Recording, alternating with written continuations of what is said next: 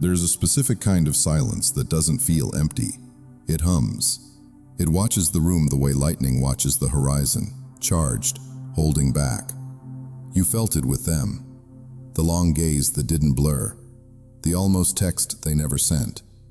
The sense that something real flickered between you, and then, without insult or farewell, they stepped backward into quiet. Not rejection, not indifference. Absence with a pulse. Carl Jung would say, pay attention when the ordinary refuses to explain itself.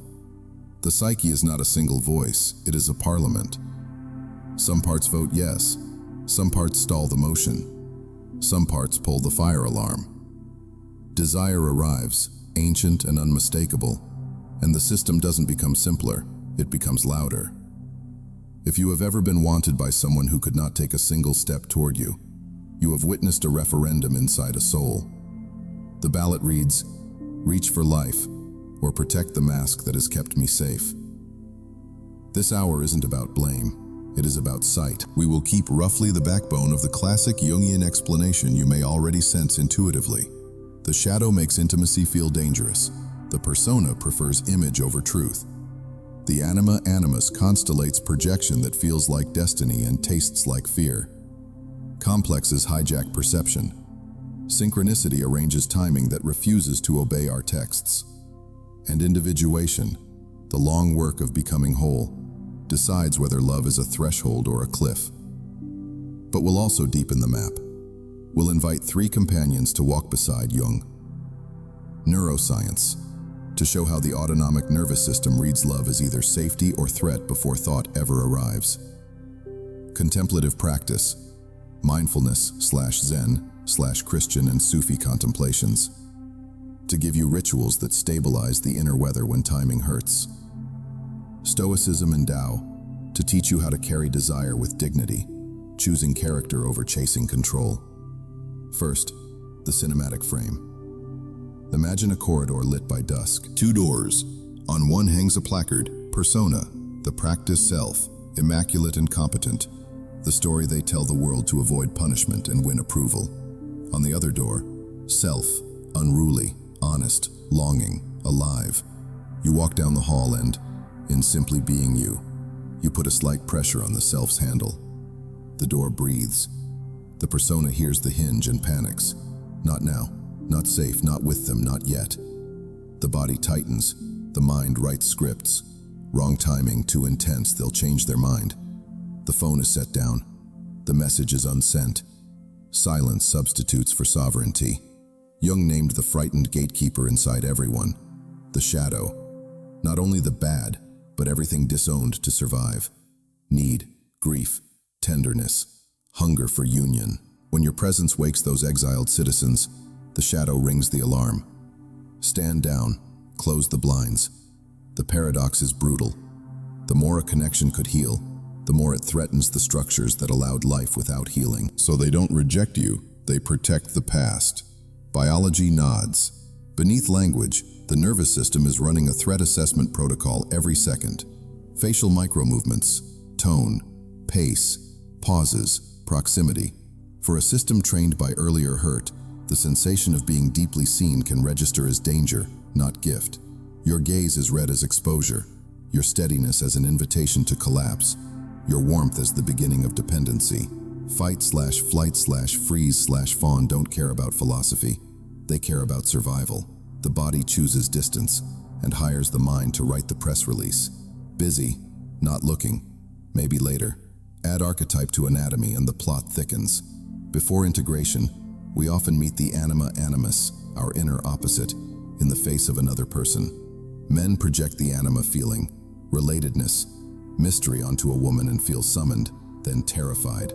Women project the animus, clarity, structure, generative will, onto a man and feel both seen and destabilized. Recognition is not readiness. Projection is a first bridge, not a home. If they are unready, they preserve the fantasy by staying far enough away that reality cannot contradict it. Silence protects the ideal. Then come the complexes, emotional knots tied in childhood that pull today's strings. You remind them, unfairly, of the parent who left, the lover who lied, the teacher who humiliated. Even if you are the opposite, the body reacts to memory, not you. This is why your flawless behavior cannot fix their disappearance. The courtroom is inside them. You are only the accused symbol. None of this is an indictment. It is a diagnosis of timing. Jung's idea of synchronicity is often romanticized as cosmic green lights. Just as often, it is a holy yellow, a meaningful pause that says, transformation is brewing, force nothing. The soul's clock refuses ego's calendar. A connection can be real and unready at the same time. That tension is excruciating, unless you learn how to carry it. So here is the promise of this video. We will not chase anyone down a corridor they are not ready to walk. We will learn to read the map, so you stop making their silence a referendum on your worth. We will keep approximately 70% of the classic Jungian logic that makes sense of their retreat, and we will add approximately 30% new muscle. Somatic tools to regulate your system when you're tempted to beg for clarity. Myth to dignify the ache. Practice to turn waiting into growth. Stoic posture so you keep your crown on your own head. We will turn, why don't they reach out, into, how do I meet myself at the deepest level this connection revealed? 3 ground rules as we begin. 1. No villain monologues. The other person is not your project or your enemy. They are a soul learning to re-enter their own house without setting off alarms. 2. No self-erasure. Understanding psychology is not permission to accept crumbs. Insight without boundary becomes self-betrayal in a nicer outfit. 3. No spiritual bypass. Synchronicity is not an excuse to wait indefinitely. We will honor timing and practice agency. A quick kit you can keep in your pocket while we travel. 2-breath reset. When the urge to text surges, take 1 breath longer than usual on the exhale. Then name your state in 2 words. Tender, anxious. Action follows state. Regulate first. Reality line. On paper, draw a line down the middle. Left, what is in your control? Sleep, rituals, creative work, friendships, the next honest sentence. Right, what is not?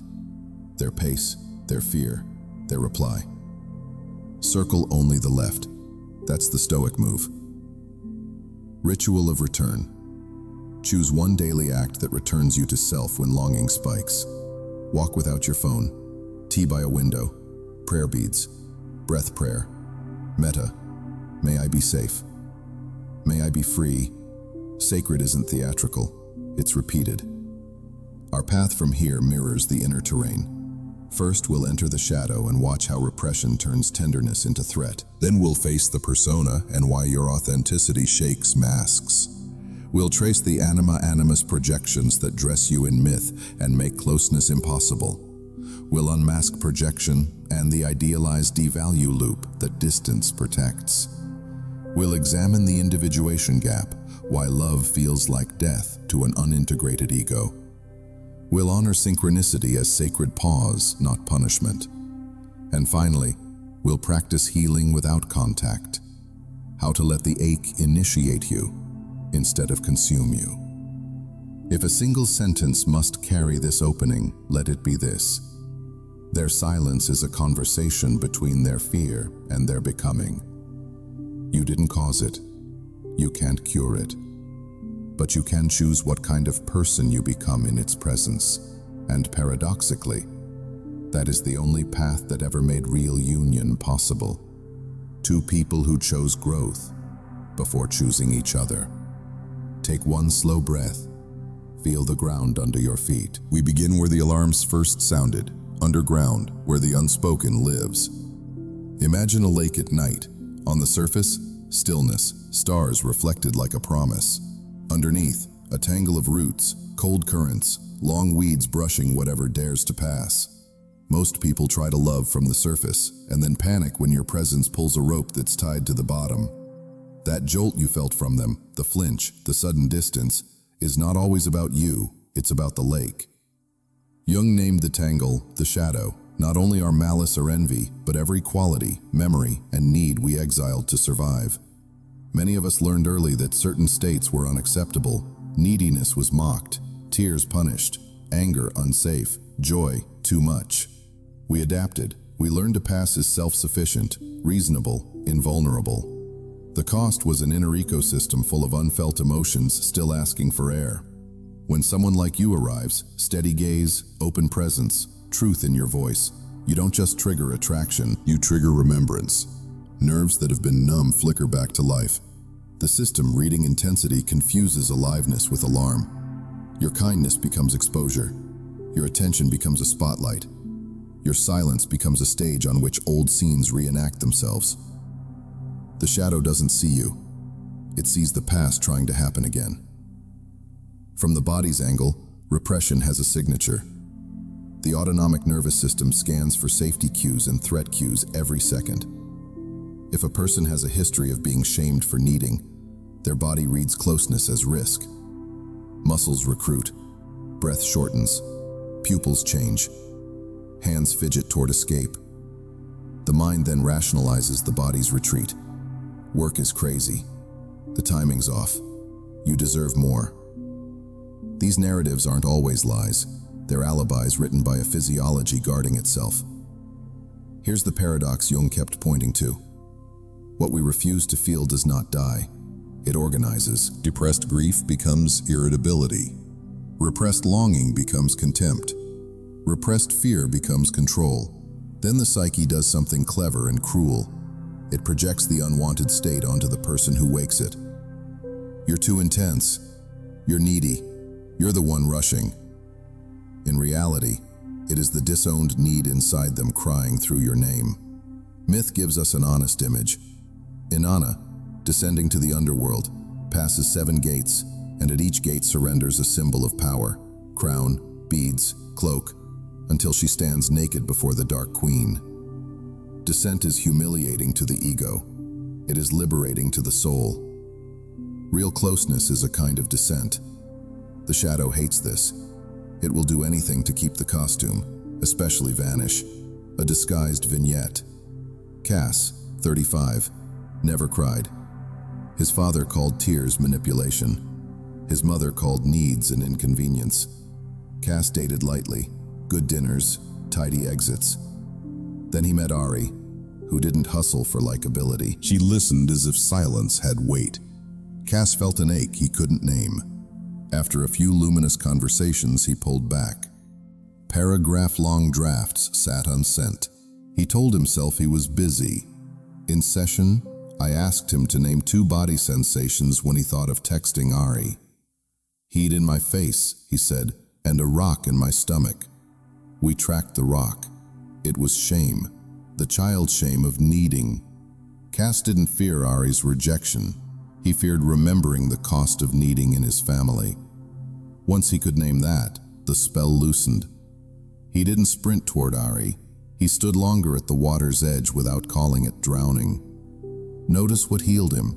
Not a biography fact, but felt truth witnessed in a safe room. Jung would call that a temenos, a container where the shadow can step out of costume without being punished. Without temenos, repression keeps building pressure until it bursts as ghosting, rage, or abrupt declarations of not ready. Let's get practical. If you suspect repression is driving the dance, yours or theirs, use craft, not drama. Practice is for your side, the only side you control. 1. Name, normalize, nourish. 3N. When a wave rises, longing, sadness, jealousy, name it in 2 words, tender, scared. Normalize by reminding yourself, bodies do this when bonds feel uncertain. Nourish with a micro-care act that calms the animal. Drink water, walk outside, hand to heart for 60 seconds. You're teaching your system, aliveness is not an emergency. Second dose, contact. If silence from them spikes your system, design predictable self-contact windows, e.g. 8 to 9 p.m. nightly no phone hour. Remind your body it belongs to a reliable adult, you, not to the roulette of a notification. 3. Shadow journal, 5 lines.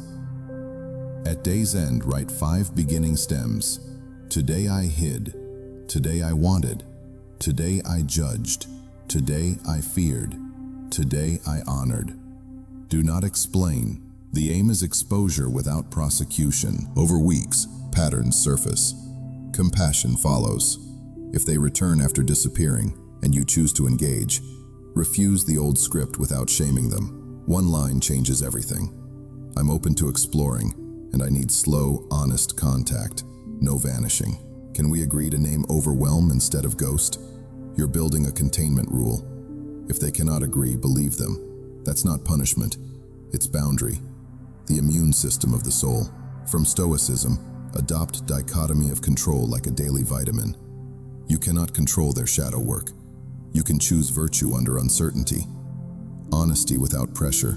Warmth without chase. Dignity without dramatics. Ask yourself each morning, what would a steady, self-respecting person do with this hour? Do that. Repeat. The Tao adds a quiet edge. Wu Wei. Right action without forcing. It looks like this in love. You make your availability clear. You refuse to manage their process. You let reality be a teacher. A word on compassion without self-abandonment. It is kind to understand another's repression. It is unkind, to you and to them, to become an accomplice to it. When you accept breadcrumb intimacy, tiny crumbs of connection to keep hope alive, your nervous system learns that hunger is the price of love. That's not Jungian growth. That's a trauma reenactment with poetic lighting. Choose a different myth. Clinical tells that repression is active. Inconsistent availability, paired with consistent intensity when present. High idealization at the start, then sudden cooling without conversation. Language that abstracts feelings. It's complicated. I'm processing things, while avoiding simple, accountable asks. I need 2 weeks. Can we check in on the 15th? If you're the one who retreats, try a repair script that respects both psyches. When we got close, old fear spiked and I withdrew instead of speaking it. I'm not asking you to wait. If you're open, I'd like to learn to name overwhelm in real time. My first step, a weekly check-in on Sundays to say how I'm doing with this work. Then do it. Reliability is the antidote to the harm your silence taught.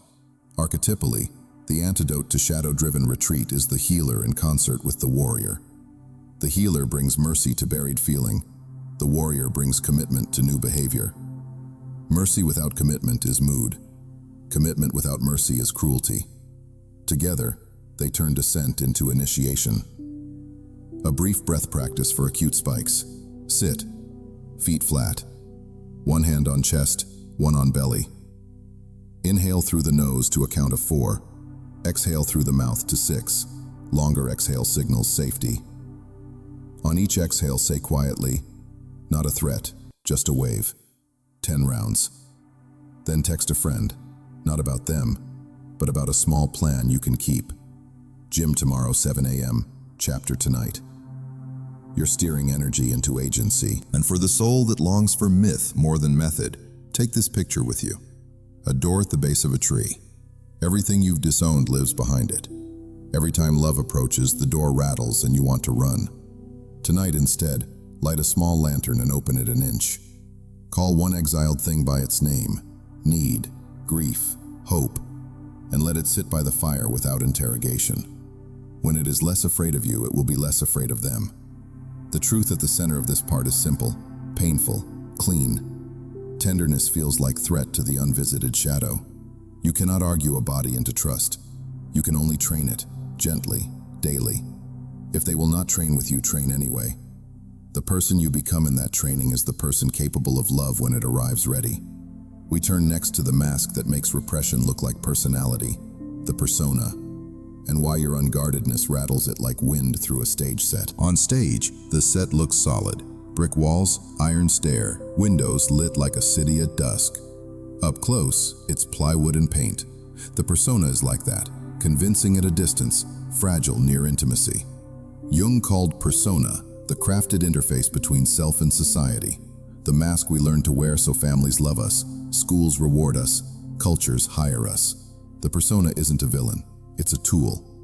But tools turn dangerous when they forget they are tools. When someone has over-identified with a persona, the composed one, the lone wolf, the rational achiever, the unbothered queen, Your unguarded presence doesn't just attract them, it endangers their set design. Why? Because personas are built to manage audiences, not encounters. Audiences applaud consistency. Encounters ask for truth. Your steady gaze, your permission for silence, your refusal to barter authenticity for performance. These things cause the mask's glue to soften. If their life has been negotiated through image, status, competence, aloofness, then being with you requires breaking character. That can feel like dying. Jung warned that when the distance between persona and self gets too wide, the soul strains. Symptoms arrive: numbness, emptiness after praise, brittle certainty, panic near intimacy. Many cope by doubling down, polishing the mask. Others disappear the moment someone threatens to see behind it. In both cases, the ego believes survival depends on being the persona. Your presence asks a different question. Who are you when no one is clapping? From the body's view, persona collapse has markers. The nervous system learned long ago that image equals safety. In intimacy, where image loses utility, alarm rises, micro-freezes mid-sentence, a sudden joke to change the subject, a compulsive check of the phone, a philosophy monologue, replacing a feeling. None of this means they don't care. It means caring forces a gear change they were never taught to make. Archetypally, the persona often borrows energy from the ruler, control, magician, impression, or warrior, invulnerability. But intimacy calls forth the lover, openness, and healer, tenderness, while asking the warrior to guard boundaries rather than block feelings, and the magician to translate, not manipulate, experience. When the inner council is unintegrated, these archetypes quarrel. You become the courtroom where their debate gets loud, a disguised vignette. Elise, 32, ran an entire department and wore competence like armor. She liked Noah precisely because he didn't perform. He answered slowly. He let silence be full. He remembered what she said 3 weeks ago without turning it into a brand. After 3 luminous dates, she vanished behind. Q4 is wild. In therapy, she said, "With him I can't put on the presentation." When asked what presentation protected, she went quiet, then whispered, "If I'm not impressive, what am I offering?" The mask had mistaken worth for performance. Our work wasn't about Noah.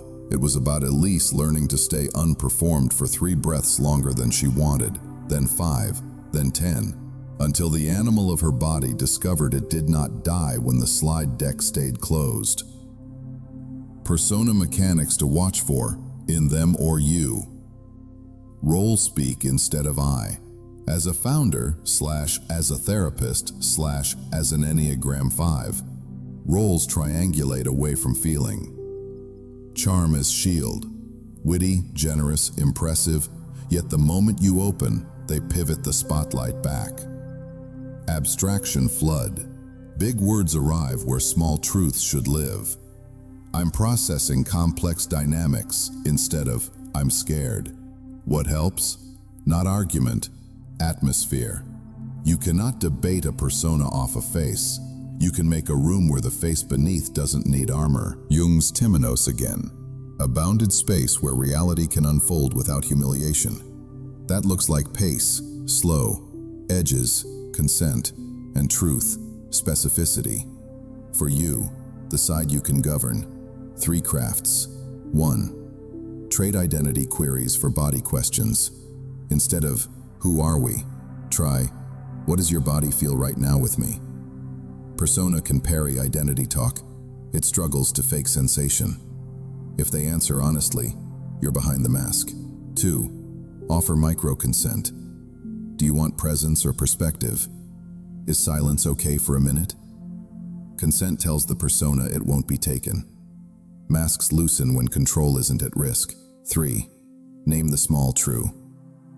When you look at the table while I share, I feel you leave. If you need a pause, can we say it out loud? Specifics bypass the mask's legal team. A short practice called D-roll, 4 minutes. Do it with any partner, friend, or alone before hard talks. Minute 1. Say out loud 3 roles you're setting down. Boss, caretaker, clever one. Minute 2. Place a hand on your belly, Breathe 4 in and a 6 out. Whisper, I'm not a role, I'm a person. Minute 3. Name one sensation, one emotion, one need. Warm chest, relief, I need slow. Minute 4. Agree on a container. 15 minutes, phones away. Either can call pause. If you're the one hiding behind your own sheen, here's a repair sentence that keeps dignity. I notice I go into performance when I want you to like me. I'm practicing staying human instead.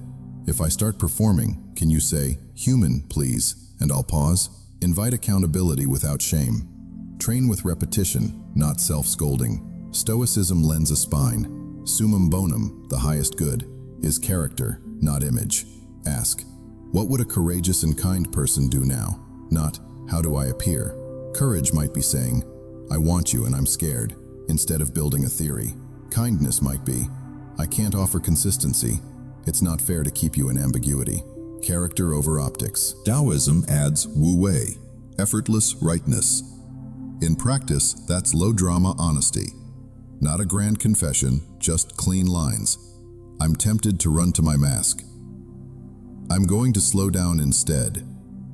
The river shape of that sentence, simple, real, unforced, erodes rock better than a sermon. Discernment for you if you're engaging someone deeply masked. Do they allow small ruptures and repairs? If every misstep becomes a PR crisis, the persona rules. Can they tolerate being seen doing nothing impressive? Picnic, laundry, grocery aisle. If intimacy requires stage lighting, it's not intimacy. Will they name fear without outsourcing it? I'm scared and I'm working on it, versus, you made me feel unsafe by being sincere. Red flags that say, step back.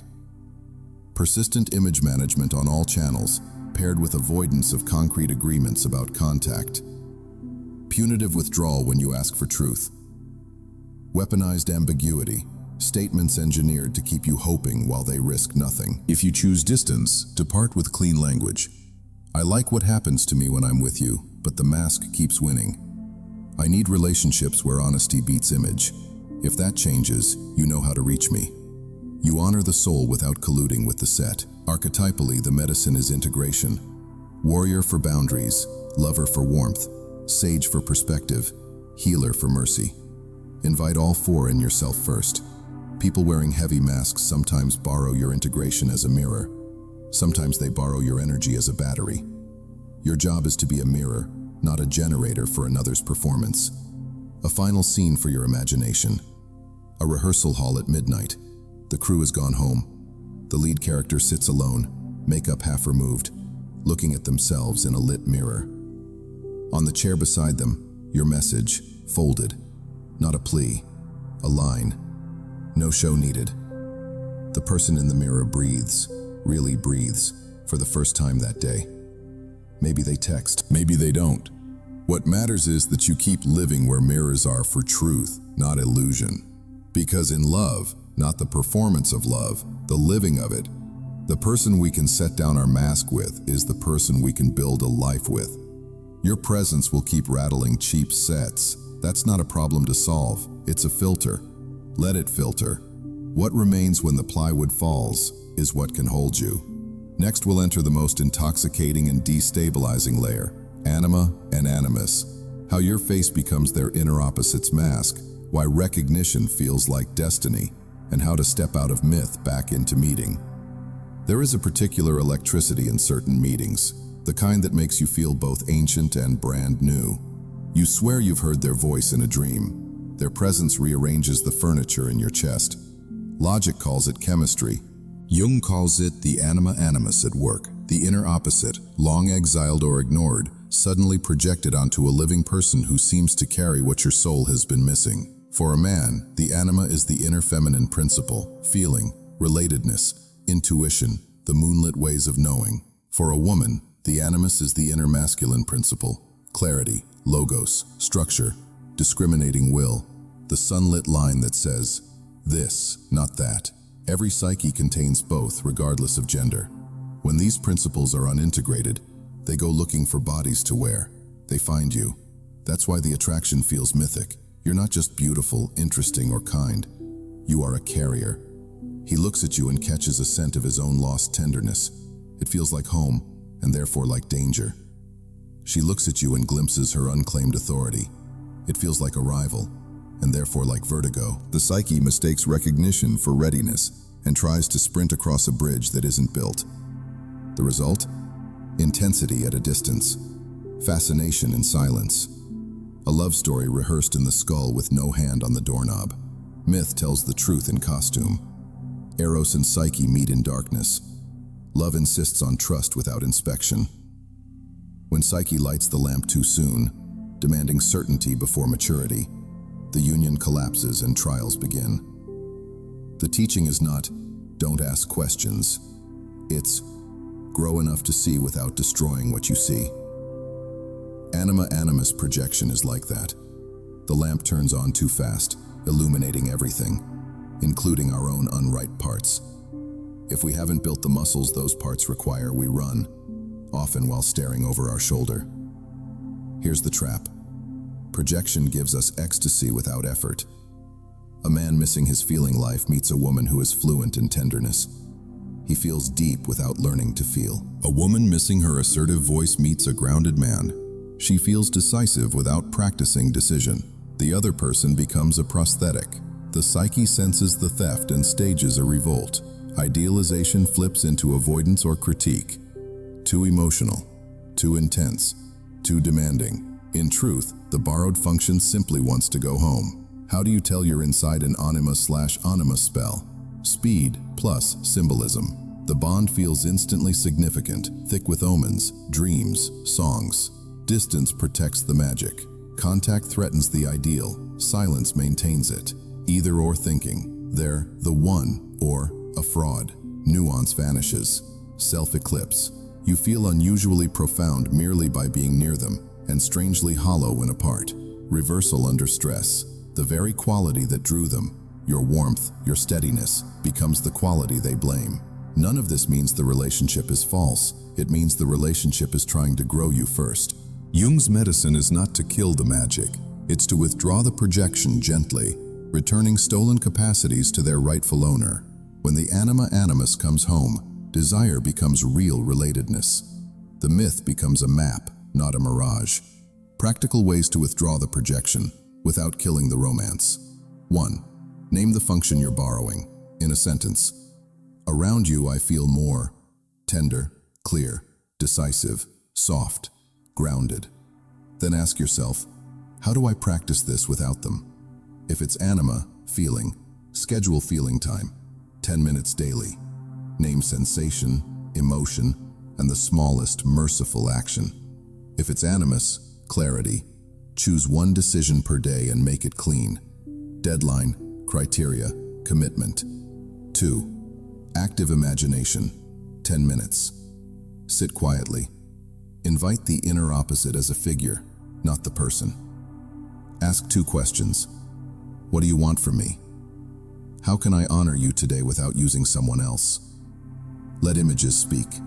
River, lamp, key. Then enact one symbol in the smallest possible way. Pour water slowly. Light a candle before writing. Wear the key you've been avoiding, a calendar block. 3. A tiny rite of reciprocity. Each time you ache to text for reassurance, do one act that builds the missing muscle in you first. Then if you still wish, reach out, but from wholeness, not from a vacancy. Over weeks, the charge softens, choice returns. A disguised vignette. Roman, 38, analytic and brilliant, fell for Maya, a therapist with a laugh like warm bread. Around her, he wept for the first time in years and then, terrified, stopped replying. In session, he said, "She makes me emotional." We rephrased, "Maya awakens your emotion." His task was to learn feeling without Maya as the instrument. He started with a 3-minute body check after work and a weekly men's group where silence wasn't currency. As his anima returned, he texted Maya, not to extract feeling but to share it. "I cried today and held it. I'd like to see you if you're open." She was. They had a relationship now, not a rental. For her side of the street, Camilla, 31, had long outsourced decisiveness. Meeting Theo, steady and principled, felt like exhaling into a backbone. She also stopped making choices. Resentment brewed on both sides. We named her Animus and gave it practice. One non-negotiable no per week, tiny, specific, and one calendar gate she alone controlled, Sunday 9 to 11 a.m., creative work. Attraction remained, but dependency receded. The spell loosened into freedom. A stoic layer helps. The dichotomy of control insists your flourishing cannot rest on another carrying your unclaimed function. Don't ask someone to be your courage, your tenderness, your backbone. Become it. Taoism adds shape. Wu Wei isn't passivity, it's aligned action. In this field, Wu Wei looks like building the inner opposite in small, right-feeling steps, rather than forcing the relationship to carry your unfinishedness. Discernment if you're the recipient of someone's projection. Do they like you or the way they feel near you? Ask them to name 3 specifics about you that have nothing to do with how they feel. When you disappoint the myth, do they grow or punish? Growth sounds like, I felt let down and I'm working with it. Punishment sounds like withdrawal plus moralizing. Can they practice their own missing function? If not, your role will be prosthetic, then scapegoat. Boundaries that preserve dignity. I'm not available to be your feeling life/decision maker. I'm open to meet as 2 whole people who practice those capacities on our own and then bring them to the table. If silence is how you protect the ideal, I choose reality. We can slow down, but we need contact that names overwhelm. How to disentangle without contempt if you need space. I see the part of me that wanted you to carry my feeling clarity. That's my work. I'm stepping back to build it. If you want to reconnect in X weeks after I've taken some steps, I'd like that. Specificity creates containment. Contempt creates complexes. Cautions. Spiritualized excuses. Where twin flames can be a poetic way to justify chaos. If the connection cannot tolerate basic agreements and repairs, it's not mystical, it's immature. Therapy is theater. Talking archetypes without changing behavior is persona doing cosplay. The Anima Animus returns home by practice, not poetry. Overcorrecting into cynicism. Killing the imaginal to avoid pain is another defense. Keep the myth, remove the addiction to it. A brief exercise for couples or would-be couples. 2 lamps, 8 minutes total. Sit facing each other with a small object, a pen will do, between you to represent the third, the relationship. 1 minute each answers. What part of me you awaken that I want to cultivate in myself? Next minute each. One tiny action I'll take this week to grow that part. No crosstalk. End by touching the object. You're telling the psyche, we meet as ourselves, not to complete ourselves. Archetypally, what we're aiming at is hieros gamos, the sacred inner marriage. Not a wedding day, but an ongoing union of inner feminine and masculine, so that love is 2 whole people sharing their rivers, rather than 2 thirsty people stealing cups. When these rivers meet, desire remains, but it stops demanding worship. It wants reciprocity, craftsmanship, laughter, a life. So if someone wants you and doesn't reach out, consider this sober kindness. Perhaps they are fighting not you, but a centuries-old civil war between their inner sun and moon. If they're willing to train, there is hope. If they are not, your job is not to be the battlefield. It is to build your own inner treaty until your presence asks nothing dishonest of another. Picture this: 2 lanterns in a dark room. For years you tried to make theirs your light. Tonight, you trim your wick. The room brightens, not by begging, but by being. From across the room, if they are ready, they'll do the same. If not, you still have a lantern. You can see your own path. That is not a consolation prize. That is adulthood. Next, we'll unmask the veil that keeps this spell intact. Projection and complexes, the invisible filter that makes you the screen for old films, why idealization needs distance, and the exact practices that return perception to the present. You think you're looking at a person, your psyche is looking at a screen. Onto that screen, films begin to play, spliced from childhood bedrooms, old breakups, a teacher's laugh, a door that never opened, a door that slammed. Jung called these living reals complexes, emotionally charged clusters of memory, sensation, belief, and image that orbit the ego like small moons. When someone stirs you deeply, the projector hums to life. The image on the wall is sharp. It is also not the person in front of you. Projection is not a moral failure, it's a mechanism. The psyche externalizes what it cannot yet bear to see in here. If you disown your anger, you'll find it in everyone else's tone. If you exile your need, you'll call others needy for asking the very care you hunger for. If you carry a wound of abandonment, a 4-hour reply can feel like a childhood winter. The other person's behavior is not irrelevant, but the charge you feel is disproportionate because the present has awakened the past. Consider 3 common projections that fuel want without contact. 1. Idealization, the golden film. You project unlived beauty, goodness, or power onto them. They aren't simply kind, they are salvation. Distance is required to preserve this glow. Real contact introduces texture, which the projection experiences as threat. The solution is withdrawal disguised as mystery. 2. Fear casting, the dark film. You project your dread. If you expect rejection, neutrality becomes contempt. If you expect control, care becomes surveillance. You defend against a danger the present hasn't earned.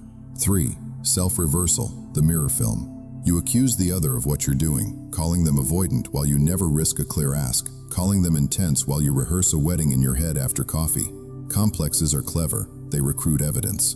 A song you both heard becomes an omen. A delayed text becomes a verdict. A coincidence becomes destiny or doom, depending on which reel is playing.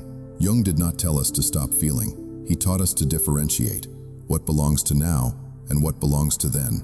A disguised vignette. Harper, 29, met John at a retreat. He listened the way her father never did. In 2 days, she felt home. When John didn't text for a week after returning, her stomach fell through the floor. She drafted speeches, then decided silence was dignity. In session, we slowed it down. What did her body know? Tight jaw, cold hands. What did her history know? Dads, I'll call you. We wrote 2 columns. Now, met a man who seemed present, no agreements, no harm. And then, years of promises without follow-through. Harper cried, not for John, but for the 8-year-old at the window. From that place, she sent one clean text. I enjoyed you. If you're open, let's plan a call next week. Otherwise, I'll release this kindly. He replied within the hour. Yes, Wednesday? The point is not the reply. The point is that perception returned to the present and action followed clarity, not panic. How do complexes pull people who want you into silence? Because you become a trigger, not of harm, but of unresolved meaning. If their mother was engulfing, your availability feels like a trap. If their first love vanished, your intensity feels like the precipice before the push. Their complex whispers, protect yourself, and offers a tactic, don't call. As long as you remain an image, their nervous system can keep the story intact. Distance protects the projection. The work is not to litigate them into sanity. The work is to practice clean seeing in yourself and to insist on clean seeing in the space between you.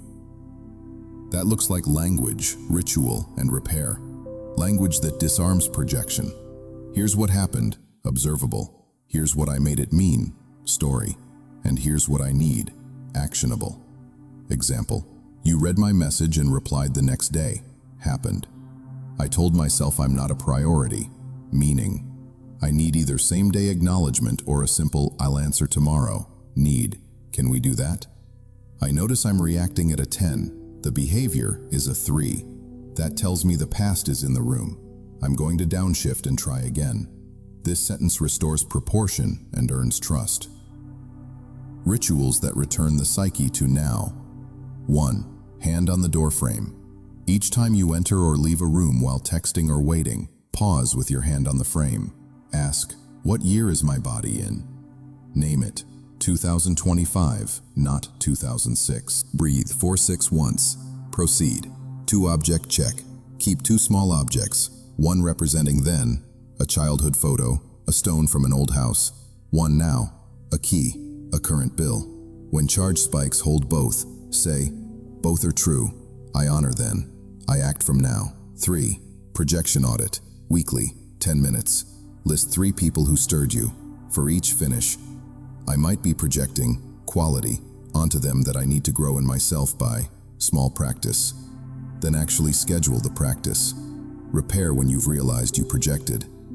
I made your delay mean a story from my past and I withdrew/attacked. I'm sorry. Here's the story. Here's how I'm addressing it. Therapy, journaling, agreements. Here's what I'm requesting going forward.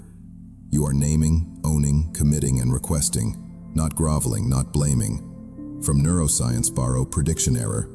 The brain is a forecast machine. When reality contradicts a forecast, the system updates or defends. Choose update. Each time someone behaves differently than your fear predicted, say it out loud. Part of me expected you to vanish. You didn't. The speaking is plasticity. Your nervous system rewires by named surprise. Discernment if you're on the receiving end. Do they trade specifics? Projection speaks in absolutes, always, never. Reality uses dates, times, behaviors. Can they tolerate correction? When you say, that's not what happened, do they get curious or escalate? Will they set experiments? Let's try 24-hour reply windows for 2 weeks and review. Experiments signal a move from myth to method. Red flags to step away. Weaponized ambiguity that keeps you hoping while giving nothing measurable. Contempt masquerading as analysis. I've done a lot of work, you're just not integrated. Projection wearing a lab coat. Chronically seeing you through one old lens despite feedback and time. Persistence can be trauma. Love knows how to place its glasses down. If you must step back, exit without hexing. This dynamic puts too much past in the room for both of us. I'm choosing relationships that practice present tense seeing. I wish you goodness in your work. You refuse to become a character in their movie, or the hero in your own. You become a citizen of reality. Archetypally, withdrawing projection is the work of the sage, discernment, and the magician, transformation, serving the lover, connection, and warrior, boundaries. The sage names the real. The magician changes the spell into craft. The warrior protects the frame. The lover keeps the heart soft enough to remain human. A small couple exercise when both are willing. Now then cards, 6 minutes. Each person gets 2 index cards. On one, write now. On the other, then. Person A shares a charged moment in 2 sentences. Person B holds up the card they think A is speaking from. If B lifts then, they ask one tender question about the past it touches. Switch roles. End with one present request. The aim isn't accuracy, it's shared literacy. And if you're alone in this, here's a compass line to tape above the sink. See the person, bless the symbol, choose the present. See them as human, finite, inconsistent, beautiful. Bless the symbol they activated, thank it for pointing to your work. Choose the present, act from what is happening, not only from what happened. Because when projection loosens, 2 good things become possible. If contact is real, you finally meet each other, not a parent, not a ghost. If contact is not real, you finally meet yourself, and you stop negotiating your worth with a memory. From here, the path narrows to the crux of many disappearances, the individuation gap, why love can feel like death to an ego not yet built for truth, and how to respect that gap without shrinking your own life. Stand with me at the hinge where many stories stall, the threshold between the life that kept you safe and the life that lets you be whole. Jung called the long crossing individuation, not becoming someone else, but becoming yourself without the edits that fear demanded. It is slow, inconvenient, and sacred.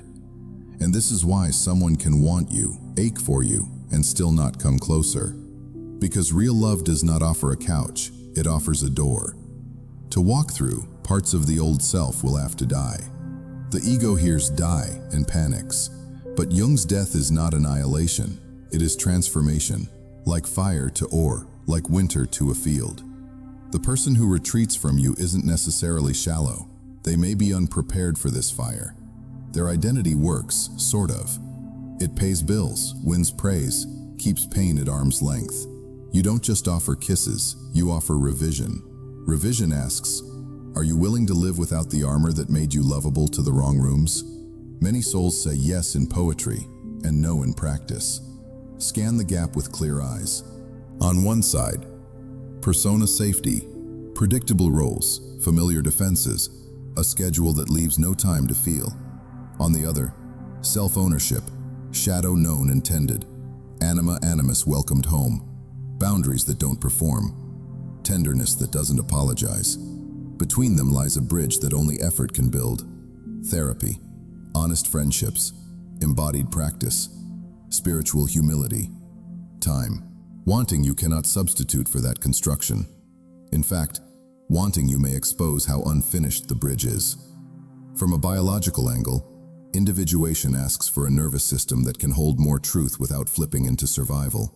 If every difficult conversation spikes them into fight/flight/freeze, closeness will feel like a cliff.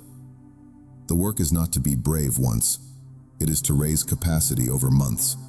Better sleep, less stimulant-driven life, regular co-regulation, deliberate exposures to tolerable discomfort. Love is not a biohack. It is an ecosystem. Without tending the ecosystem, the best intentions become flare-ups. Archetypally, individuation requires a council inside.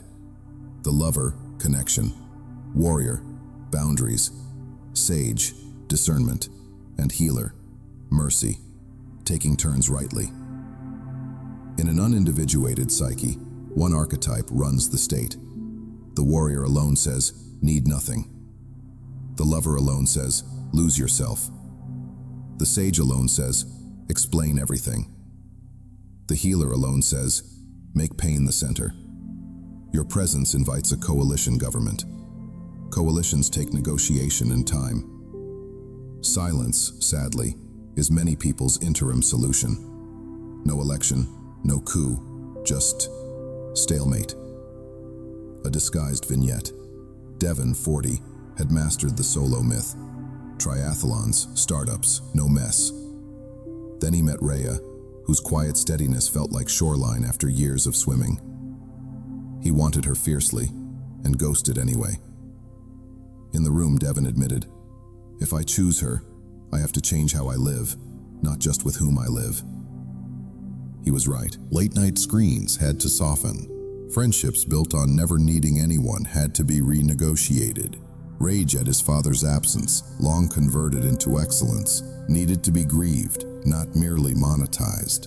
Devon didn't text Rhea with promises. He texted 6 months later with a life, therapy receipts, a new schedule, 2 reconciled friendships, a body that could sit still. Rhea didn't owe him a yes, but Devon had crossed the gap. Whether or not they built a romance, he had become a man who can love. If you are on your side of a similar gorge, here is a sober kindness. Do not attempt to drag anyone across. It will break your back and breed resentment.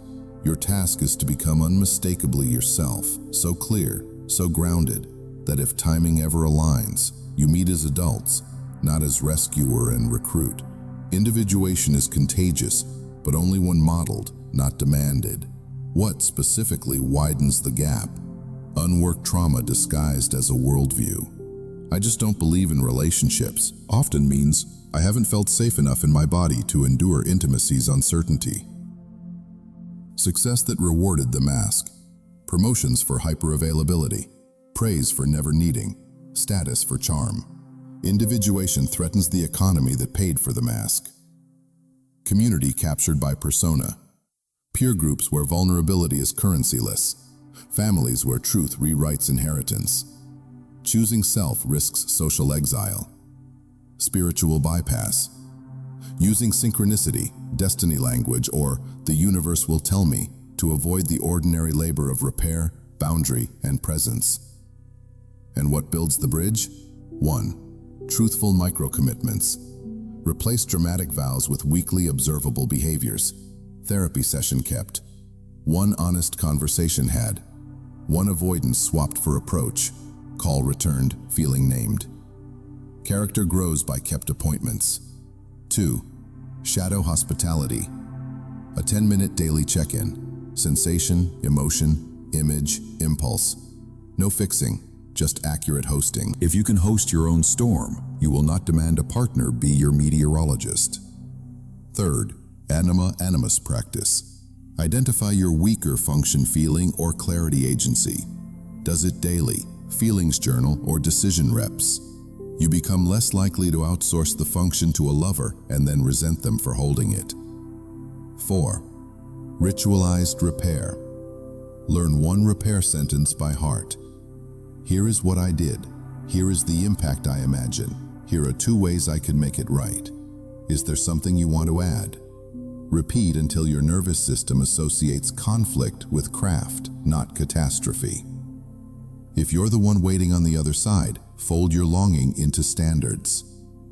Clarity standard. If you're overwhelmed, name it. If you need time, propose a date. Silence isn't acceptable. Consistency standard. I match effort, not potential. Dignity standard. I move toward what moves toward me. I bless what doesn't, and I build my life. Stoicism will keep you sane here. The dichotomy of control sorts the ache.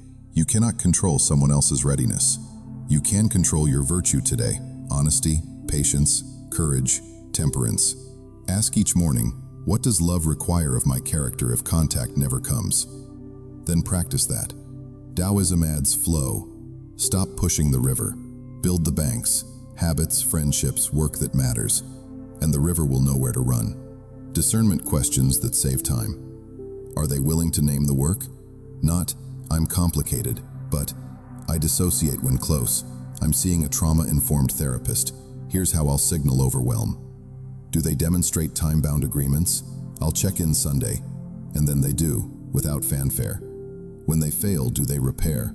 Not perfect, but patterned. The nervous system trusts patterns, not apologies. Red flags that say the gap is not closing.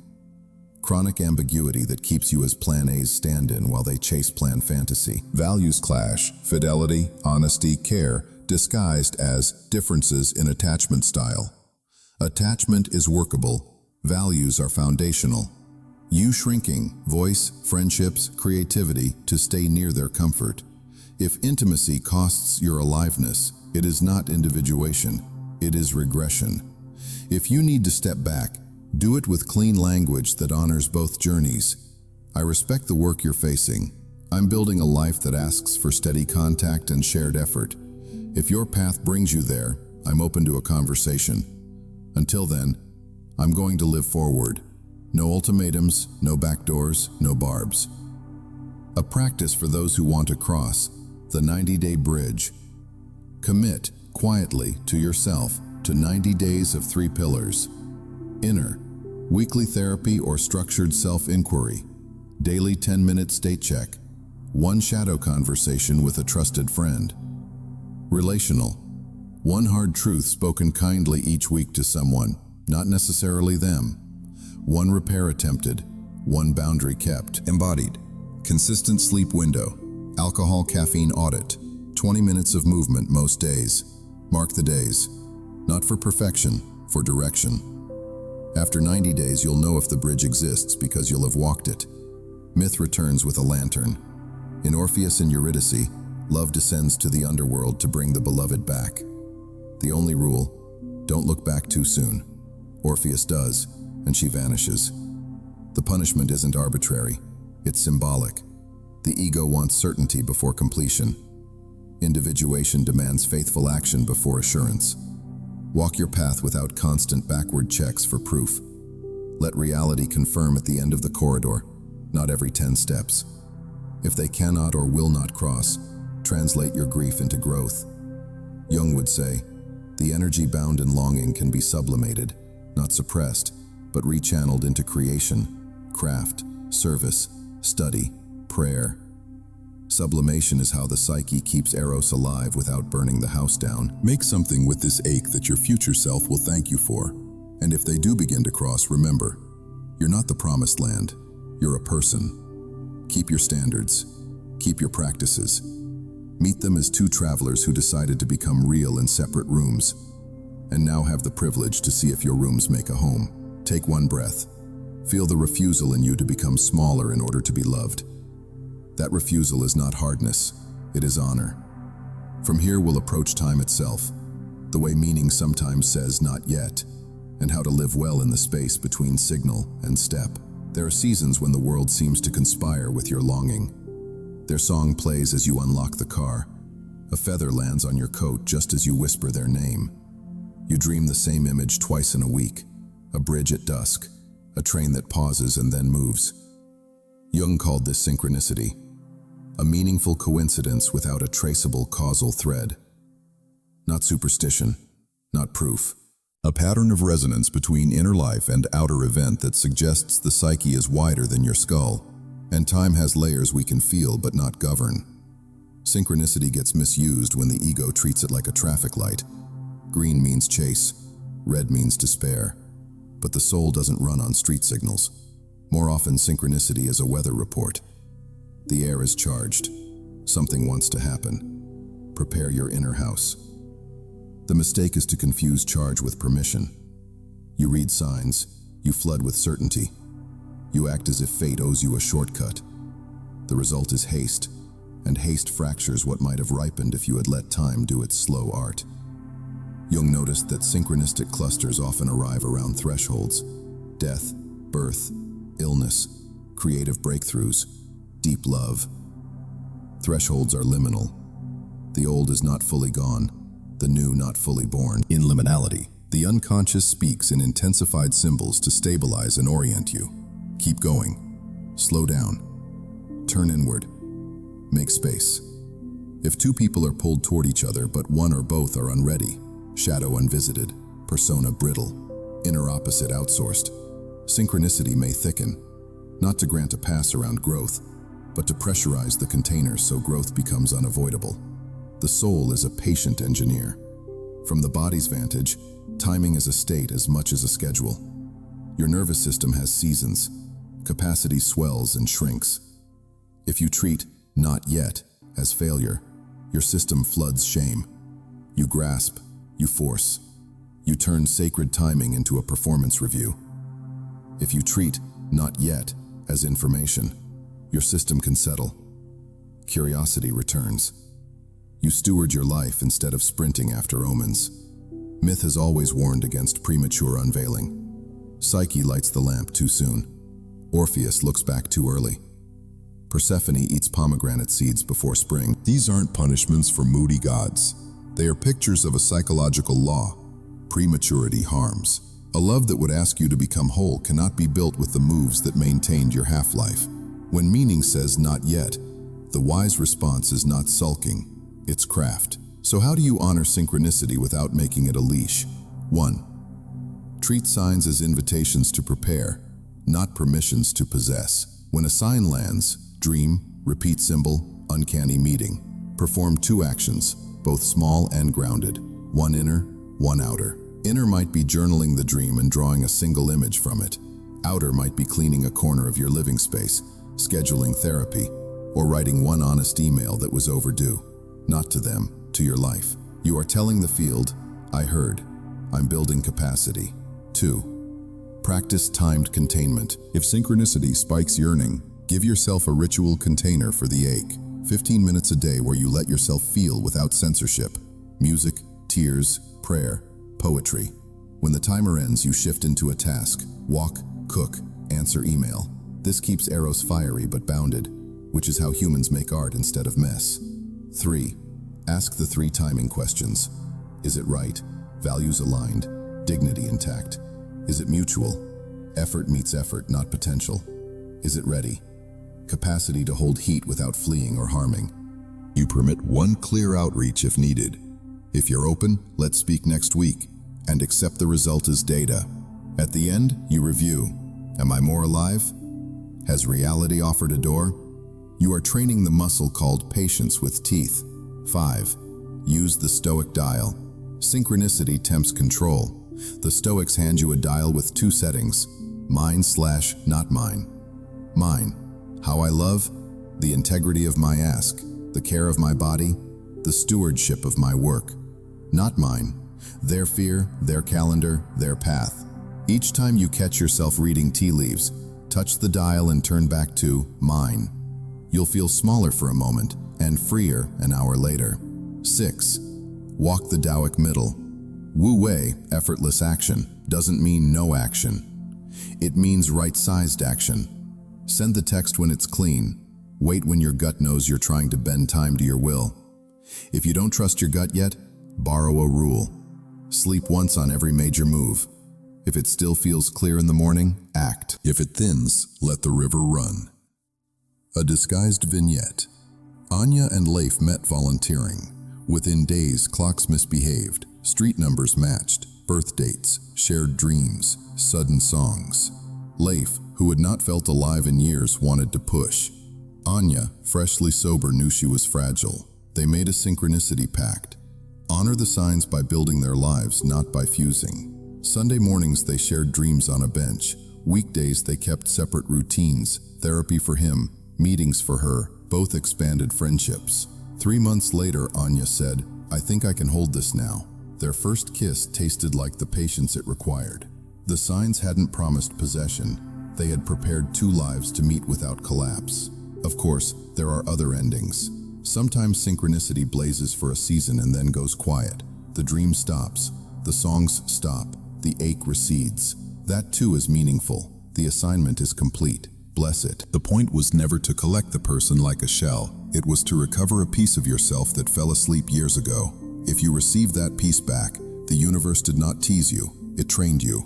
What about when signs persist long after contact has vanished? Be gentle. The psyche has inertia. Symbols keep circling until the energy bound in them finds a new riverbed. Help them relocate. Transmute longing into creation. Write the essay. Paint the bridge you keep dreaming. Build the community you hoped the relationship would deliver by itself. This is sublimation in Jung's sense. Eros lifted into form. Meaning wants a body. Discernment to save your dignity. Reciprocal reality beats private revelation. If synchronicity is strong but agreements are weak, live forward. Sacred waiting has edges. If waiting costs your health, friendships, or vocation, it's not sacred. It's self-sacrifice to an idea. 2 yeses or bless it. Love is a 2-key safe. 1 key opens nothing. A brief exercise for this week. The Ledger of Meaning, 10 minutes, Sundays. Divide a page into 4. Dreams/images, outer echoes, my preparation, reality check. Under dreams/images, jot symbols that visited. Under outer echoes, the coincidences. Under my preparation, list concrete steps you took, therapy, sleep, boundary, craft. Under reality check, write the actual relational facts, calls made, plans set, repairs done. When the page tilts towards symbol and echo without preparation and reality, you know to shift energy from scanning to building.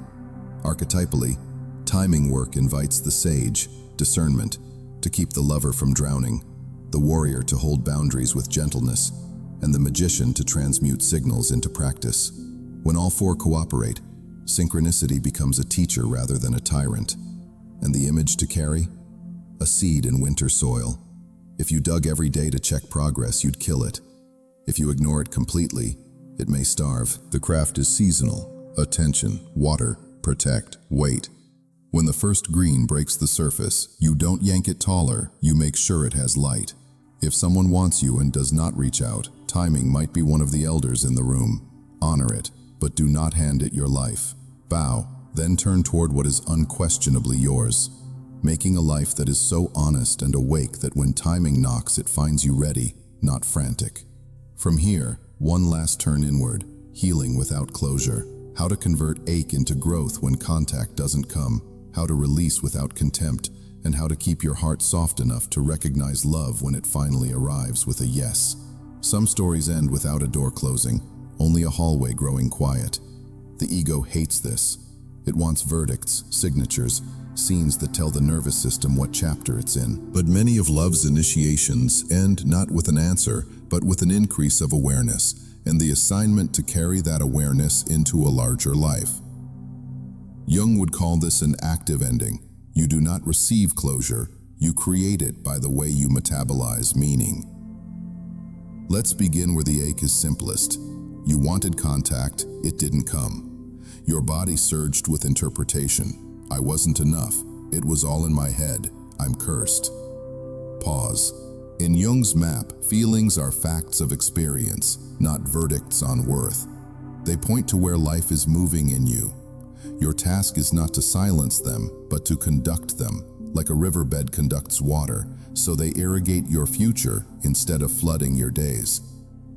Here is a plain, repeatable craft, 5 movements that turn ache into growth. 1. Name the gold. Write what this connection gave you, even in absence. Did you rediscover tenderness? A forgotten appetite for truth? The courage to stop performing? Name 3 specifics and place them somewhere visible. Gratitude here is not sentimental. It is precision. You are telling your psyche, this was not a waste. It was a revelation. 2. Honor the grief. Set aside 15 minutes daily for 40 days, a small season, to let sadness do its work. No bargaining, no what if. Just breath, music if you need, a hand over the heart, and the sentence, something in me loved, something in me is learning to let go. When the timer ends, close with one ordinary act. Wash a cup, take out the trash. You are teaching your body that pain and life can coexist without catastrophe. 3. Withdraw the projection. List the traits you adored or feared in them. Beside each, write the practice that grows that trait in you. Their steadiness, my 9 p.m. phone-in drawer ritual. Their clarity, my 2 clean decisions each day. Their warmth, my weekly acts of unoptimized kindness. The energy once tethered to fantasy becomes character. 4. Make a covenant with reality. Write a small code of contact you'll carry forward. Examples: I match consistency, not chemistry. If you need time, propose a date. Silence is a no. I do not audition for love. Place this where you'll see it on good days and lonely nights. This is Jungian. Ego serves self. Your code defends the life you're building from the moods that visit. 5. Sublimate the eros. Eros is not only sexual or romantic force, it is life force seeking form. Choose one project, creative, vocational, or service, to receive the current that has nowhere relational to go. I'll finish the essay. I'll mentor on Tuesdays. I'll train for that 10K. Sublimation is not distraction. It is transformation, desire turned into work that blesses more than one person. If you practice these 5 for a season, something shifts. Not overnight, not theatrically, but day by day, your center of gravity moves from them to you with God/source/life, to the quietly sovereign place Jung wanted for every soul, related, receptive, and responsible for its own becoming. Let's be honest about the places we get stuck. Rumination as self-hypnosis. Turning the story over is not the same as digesting it. Set a containment window, 15 minutes to think and write, then return to the body. Walk, breathe, cook. Magical deadlines. If they text by Friday, it's fate. That's superstition wearing a suit. Replace with time-bound dignity. I'll make one clear outreach. If there's no response, I release with kindness and refocus for 90 days. Comparative despair. Their feed is not their life. Yours isn't either. Put the phone away like a knife you choose not to carry into your own heart. Red flags that say the work is to leave well. Your standards are bending. Sleep, work, friendships dim. To keep vigil for a door that won't open. Their re-entries come without repair or plan, only intensity and apology. Your body lives in hypervigilance. Startle, shallow breath, compulsive checking. Safety is not a feeling you beg for. It is a condition you build. If you choose distance, do it without hex or halo. One clean message suffices. I honor what this awakened. I'm choosing relationships with steady contact and shared effort. If your readiness changes, you can reach out. I may or may not be available then. For now, I'm living forward. You bless, you bound. You belong to your own life again. And if, sometimes it happens, they return later with evidence of change, not speeches. Meet them as the person your practices have made. That means 2 things. Re-entrance has gates, clarity, consistency, and a plan for overwhelm. No gate, no garden. You bring a life, friends, work, rituals, a nervous system you steward. Love is not your rescuer.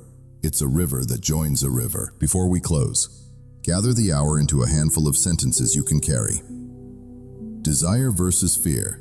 They didn't only want you, they also met themselves.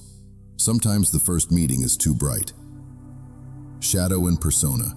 Tenderness feels like threat to unvisited parts. Your unguardedness rattles masks. Anima, animus. Recognition without readiness creates distance that protects the myth. Bring the inner opposite home. Projection and complexes. See the person. Bless the symbol. Act from now. Individuation. Love worth living requires capacity. Build it or bless the gap. Synchronicity. Signs are invitations to prepare, not permissions to possess. 2 yeses or release. If you remember only one line, let it be this. You're not here to be chosen.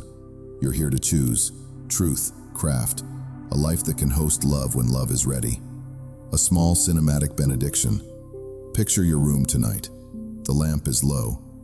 On the table, a blank card, a pen, a folded paper with your code of contact. Write one sentence to the self who stood in this doorway months from now.